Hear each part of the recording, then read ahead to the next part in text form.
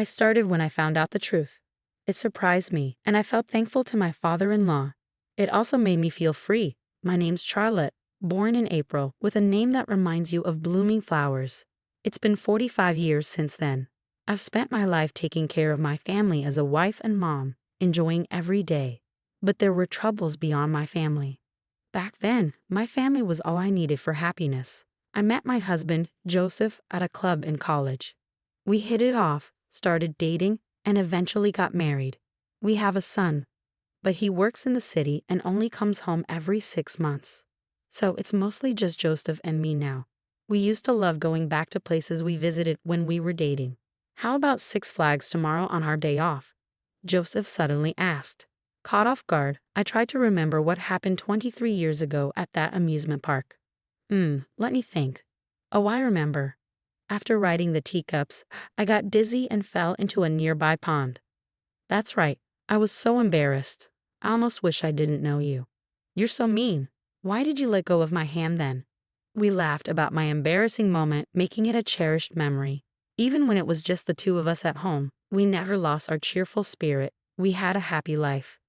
Joseph's work shifts meant we sometimes didn't see much of each other, but I adjusted my schedule to match his, so I rarely felt lonely. Then, something major happened that would change everything.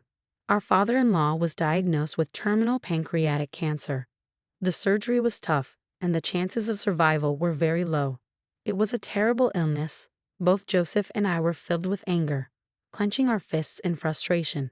When a loved one gets seriously ill, you feel lost, not knowing what to do. Joseph's sister lived in the next town over, but she didn't know about this yet. Joseph decided to call her. After 7 rings, a loud, shrill voice answered the phone. Why are you calling at this hour? I'm busy making dinner, she grumbled when Joseph called her. We need to talk about something important. We'll come over tomorrow evening, Joseph replied, ignoring her complaints. Even though she wasn't thrilled about the sudden visit, there were more important things to worry about. After giving her the necessary information, Joseph hung up. Normally, Joseph didn't pay much attention to his carefree sister-in-law. She rarely showed up at family events and didn't really get along with him. But this time was different. The next day, we quickly took time off and went to her house. When we rang the doorbell, her husband, who wasn't the friendliest person, answered first. He opened the door with a stern expression, giving us an intimidating look. It wasn't a welcoming sight. In the living room, she gave us a cold stare. Even though we hadn't seen each other in 6 months, she treated us worse than strangers. Amidst the tension, Joseph fixed his intense gaze on her.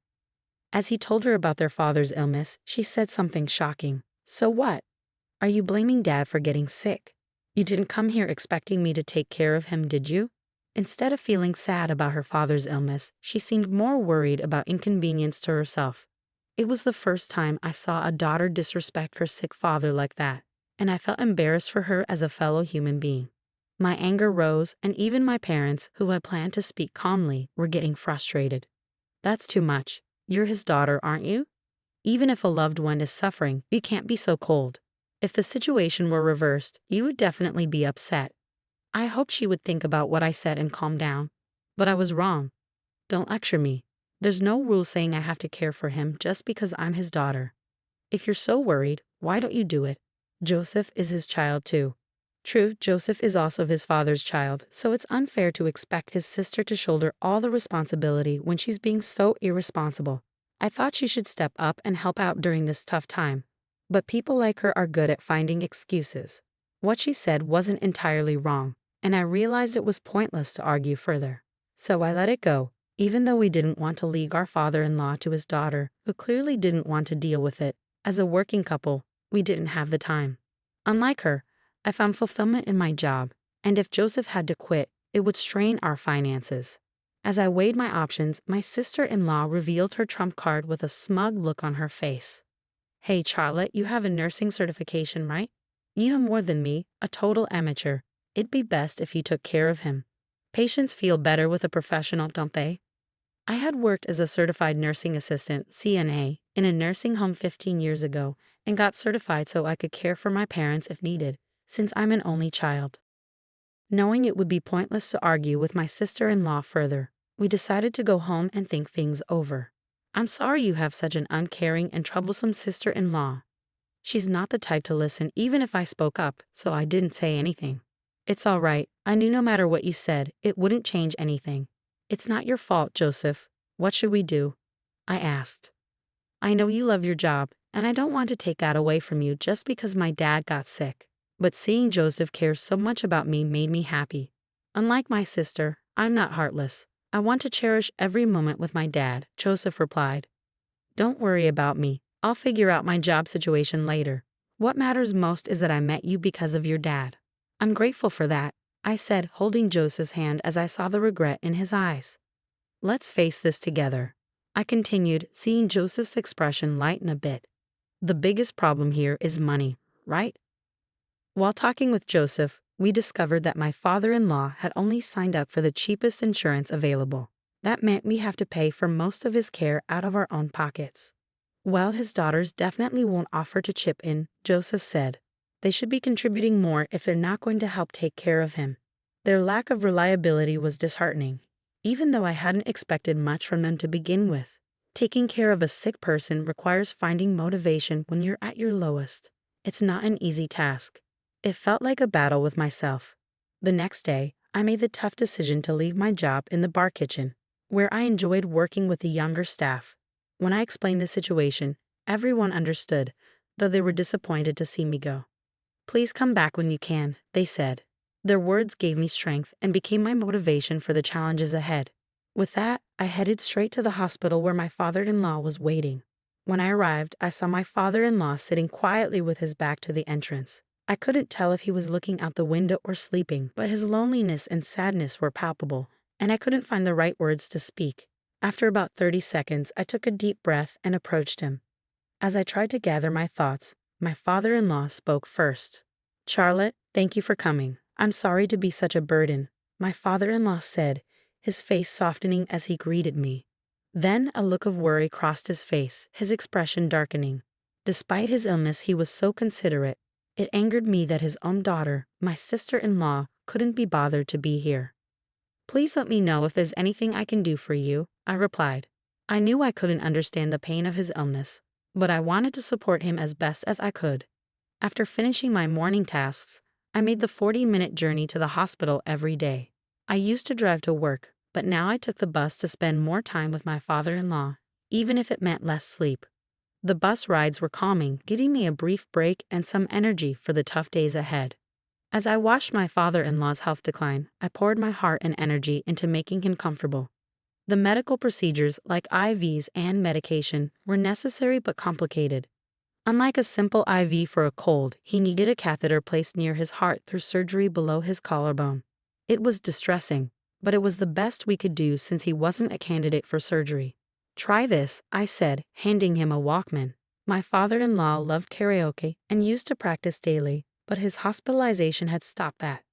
I wanted him to keep his passion for music alive, so I loaded his favorite songs onto the Walkman as a gift. He put on the headphones and pressed play. Instantly, his face lit up with joy. I thought I wouldn't be able to listen to music anymore. Thank you so much. Now I have to win another karaoke competition when I get discharged, my father-in-law said with a smile. I felt a bit relieved. Despite the unfamiliar hospital environment and tough daily treatments, he never complained. In fact, he seemed more worried about me. Sorry for causing you trouble and expenses. I wish we had traveled more with you and Joseph. I've always wanted to go to that place, he said, showing me a picture on his phone. It was a field full of lavender flowers. Wow, that's beautiful, I exclaimed. This place used to be just a field, but now it's turned into such a beautiful spot because of urban development. Lavender is my favorite flower. My father-in-law's eyes sparkled. I wished for his recovery even more urgently. From then on, I decided to stop by a florist before going to the hospital for my father-in-law, who loved flowers. After you left, I felt lonely, but having flowers around changes things. I found myself talking to the flowers, and the nurses looked at me like I was strange. We shared a good laugh over this. 2 weeks later, a feeding tube was attached to my father-in-law, who had been eating normally until then. His body was visibly turning more yellow, and his voice calling my name lost its energy. I had to suppress my fear and act strong, which was tough. I hadn't expected him to become bedridden in just 2 weeks after the cancer diagnosis. The disease's severity weighed heavily on me. I wanted to say stay strong, Dad, but I knew he would be the most frustrated. He probably didn't want to admit that he was weak and would blame his body for not cooperating. His occasional smile showing strength was a relief for me. I often excused myself to the restroom, unable to hold back my tears. After washing my face with cold water to calm down, I returned to his room. Joseph also spent quality time with his father during breaks or days off. I found solace in alone time at a cafe in the hospital. Father-in-law seemed happier when talking with his son, so I made sure they had plenty of time together. An hour later, when I returned to the room, they were discussing insurance money. I want my modest insurance money to go to Charlotte, who's taking great care of me, father-in-law said, turning towards me. He had changed the beneficiary to ensure that I would receive the money if something happened to him.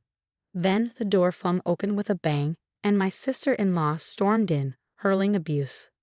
I heard your conversation. Why did you change the beneficiary to her? It used to be me. Change it back immediately or I'll spread the word that you're the worst father ever. Her words stunned both Joseph and me. Surprisingly, father-in-law defended her. Okay, I understand. If you feel strongly about it, I'll change the beneficiary back to you. But promise me you'll stop saying hurtful things to Charlotte. She's Joseph's beloved wife, and I won't allow her to be hurt, no matter what, he said sternly. It seemed my sister-in-law's obsession with money was intense. Once father-in-law said that, she nodded quietly and left the room. I wanted to follow her out of disbelief, but my husband and father-in-law stopped me, so I reluctantly sat down. However, something about their behavior seemed off, leaving me with a big question mark in my mind. Hey, why are you guys laughing? I asked, puzzled by their amusement. My father-in-law began to explain between chuckles. That silly girl really believed all my assets were tied up in insurance and went home. Your plan worked well, Dad, he said, handing me 3 bank cards from a locked drawer. He revealed that they held a fortune beyond my wildest imagination, leaving me speechless with surprise. I knew you were wealthy, father-in-law, but why were you only enrolled in a single minimal insurance plan? I wondered aloud. However, he'd assured me that the insurance plan was decent, promising $10 million in case of his death. All my assets are on these cards. I know I don't have much time left, so I want you to use it. I'm sorry for all the expenses I put you through with my hospital bills, flowers, and clothes, he explained sincerely. No, the money we spent isn't a big deal at all. We can't accept such a huge sum. It would feel like a punishment, I protested. Just take it as a token of gratitude for taking care of me, and remember, keep this a secret from her, my father-in-law insisted. It seemed that, like us, he didn't think highly of my sister-in-law due to her selfish behavior and lack of consideration for family. That's why we had decided to leave her only the bare minimum, if anything, if something happened to him. Won't you accept my offer? Faced with their earnest gazes, I found it hard to refuse. I felt guilty but agreed nonetheless. 2 weeks later, following my father-in-law's wish to spend his remaining time in a more home-like environment receiving palliative care, we moved into a hospice. We reached out to my sister-in-law just in case, but her only response was, "Good for you." It was truly an eye-rolling moment. Despite her absence, the warm conversation between the 3 of us continued. I'm sorry for causing you trouble with my secret, but there's one more thing. Did you know my father was Martino Aaron? My father-in-law revealed. What do you mean, the famous singer? I've seen him on the hit nostalgia song show. Are you serious? That's news to me, I exclaimed. This was big news. Even Joseph didn't know. Apparently, it was not public knowledge that my father-in-law was Martino Aaron's son. He was a secret child, and because Martino Aaron was a public figure, it was kept under wraps. However, Martino Aaron apparently doted on my father-in-law behind the scenes and shared his wealth with him before he passed away. When I'm gone, go here, my father-in-law said, handing us a piece of paper with an address written on it. He kept evading our questions for more details. A month later, after living his final days at the hospice, my father-in-law peacefully passed away. Father-in-law, I sobbed, calling for him one more time, but there was no answer. Gratitude welled up in me for how he had always treated me like his own daughter, and tears streamed down my face as we stood by his side, leaning on Joseph for support. At the funeral, my sister-in-law arrived and began crying loudly, a stark contrast to her previous attitude. She talked to the attendees as if she deeply cared for her father. I wanted to expose her true intentions of only caring about money, but I knew it wouldn't make my father-in-law happy. Instead, I decided to think of her as a stranger, which eased my mind somewhat. After the funeral, she didn't bother us, and we didn't bother with her either. A week after my father-in-law's passing, Joseph and I went to the location written on the piece of paper he had given us. We were astonished by what we found. "What is this?" we both exclaimed as we stood before an enormous, opulent mansion, unlike anything we had ever seen before. Unsure of what to do, we decided to explore the vast gardens first. Suddenly, a woman emerged from the house, startling me so much that I fell backward. "I'm sorry, I didn't think anyone was here," she said with a kind smile as she invited us inside. The interior was extravagant, with marble, diamonds, and ornate decorations. It felt like we had stepped into a dream. The woman guided us to a room with plush chairs where we sat down. As I tried to process the reality of the situation, she began to speak slowly. "I've been the caretaker of this house. Your father owned it and used it to entertain his friends from time to time. Every time someone would visit, I would come to assist.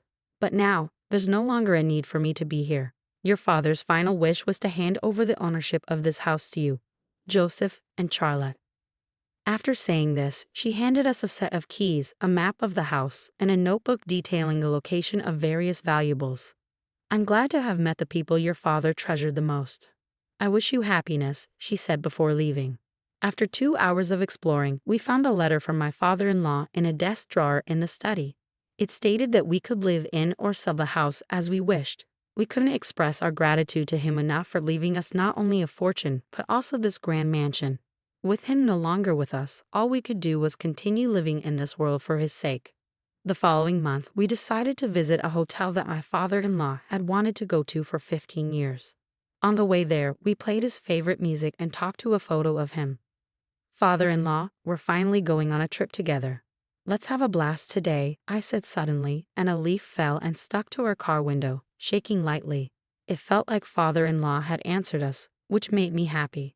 3 hours later, we arrived at the historic hotel he had spoken of, nestled in a quiet spot surrounded by peaceful nature. Photos of several past presidents adorned the walls, adding to its recognition and importance. After we were shown to our spacious room, we sat down on the sofa, enjoying the welcome drinks and fresh fruits. "It's been a while since we've been able to enjoy a leisurely trip like this," Joseph remarked.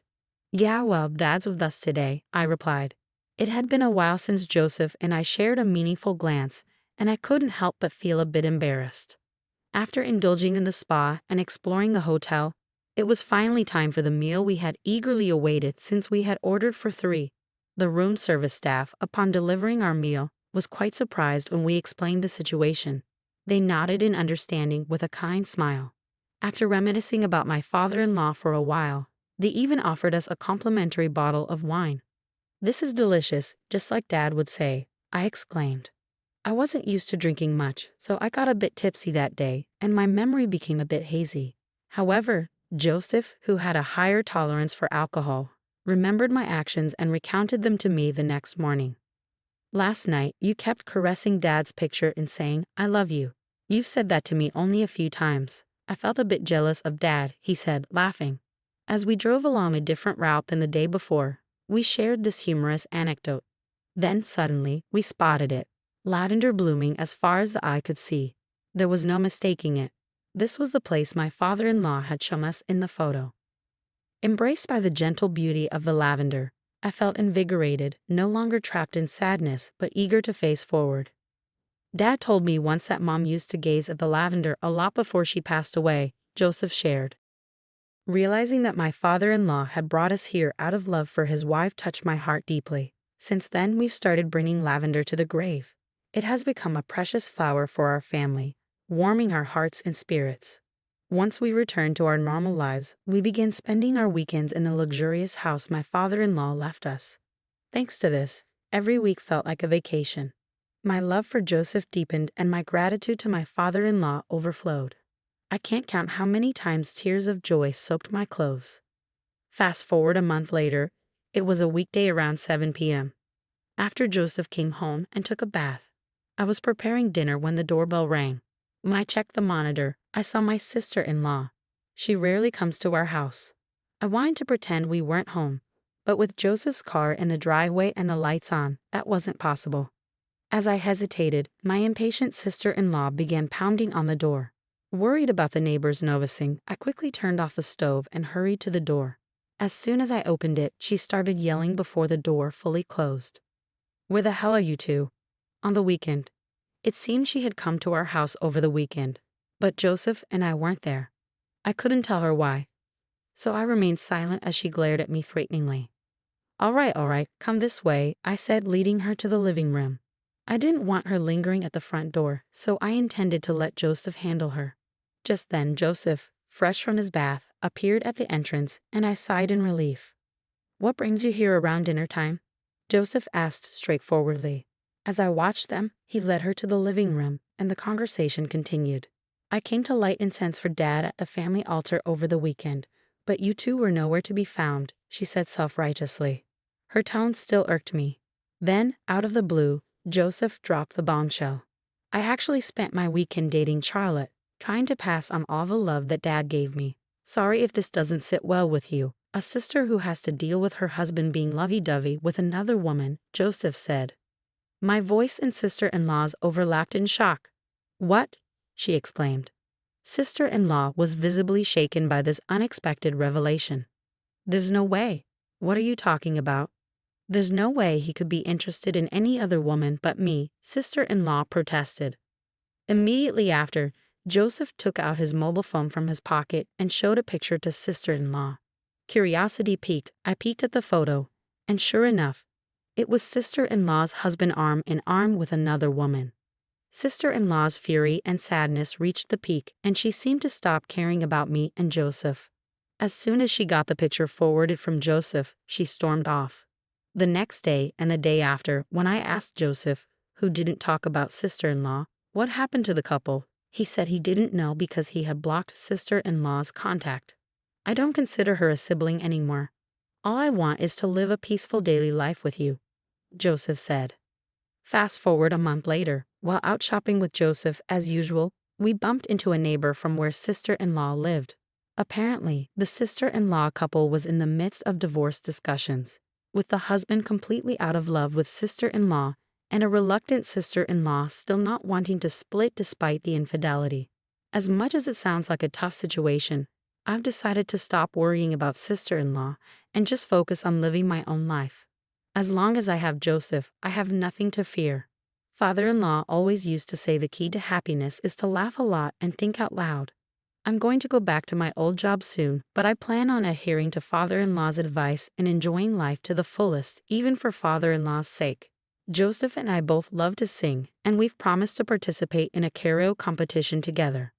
Our goal: to make it to the same podium that father-in-law did, to reach the top as we let our singing voices resonate towards the heavens.